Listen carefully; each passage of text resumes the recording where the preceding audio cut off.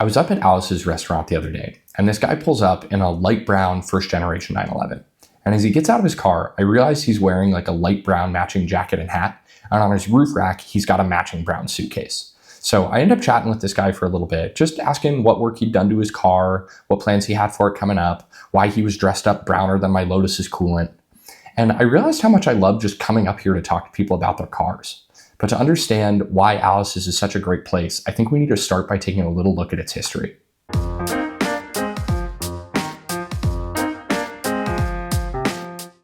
Alice's has been around since the early 1900s, but it wasn't called Alice's back then. Also, it wasn't a restaurant. Back then, it was the Four Corners General Store. For those of you who aren't familiar, a general store is basically just like an AutoZone you can buy food at. Anyway, in the 50s, it became a restaurant, and in the 60s, Alice Taylor bought the restaurant and she renamed it after herself. Motorcycle and car enthusiasts have come through since like the 50s to take a stop off Highway 1 on their way up to Santa Cruz or Half Moon Bay. I can see why this was their go-to spot. On the way up here, there's some great roads and lots of long sweeping turns. Alice's is also pretty out of the way, and if you go early enough, it's even kind of serene. It reminds me a little bit of my garage in the morning, before the air compressor comes on anyway. Weirdly, I think the great roads actually contribute a lot to the vibes up here. Since the roads are good enough to attract car people on their own, no one comes up to Alice's just to show off. They come up here to whip around some sweet forest roads, get a coffee, and also show off. But not a lot, just enough to let people know why they think their car is really great, and not quite so much that they're trying to like one-up each other with the loudest exhaust or burnouts or stuff like that. Another reason I like this place so much is there's a great variety of cars here. It's pretty rare to find car meetups that aren't dominated by like Mustangs or BRZs or something, but on any given day at Alice's, you'll find some JDM stuff, some Porsches and muscle cars, all kind of peacefully coexisting. This means you can spend your morning hopping in and out of different car subcultures, and you notice each one kind of has its own handshakes. So like the JDM guys usually get really into drifting and the Yakuza. Porsche guys tend to be like walking almanacs of 911 specs.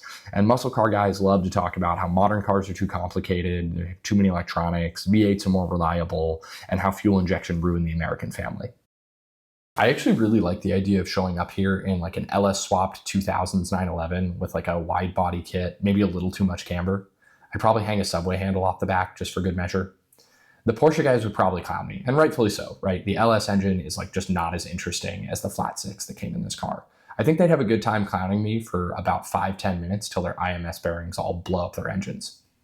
Anyway, I actually kind of want to build this. I don't have a 911, but I do have a 986 Boxster with an engine that's overheated a few times, so maybe that. Blasphemous 911s aside, I think the variety of cars here is great because you can learn about pretty much any type of car you want from people who are really passionate about them and who have actually had to live with that car for a while. For me, this is what Alice's is all about. For a few hours, you get a window into the lives of a bunch of different car people. All the need to compete and impress falls away, and what you're left with is a bunch of people who just want to hear each other's stories about how they rebuilt their engine or restored the car after someone neglected it for 20 years. It's cool realizing there's other people who understand the costs of being really passionate about cars, the people who understand that cars will take up all your time, all your money, all your space, all your marriages. And even with these costs, people still do it. I think it's because once you've experienced the roller coaster, the thrill of driving your project car for the first time, the agony when it throws the connecting rod, the joy of driving it again, and the terror of looking at your latest bank statement, it's hard to forget. At Alice's, you realize there's lots of others who somehow think that trade-off is worth it. The people for whom no matter how many times their engine blows up or their car catches fire, they couldn't imagine spending Sunday mornings anywhere but in the garage or on the road. Thanks for watching. If you want to hear more car stories or if you want to hear about some of my upcoming builds and designs, go ahead and give me a like and subscribe. Thanks, and I'll catch you next time.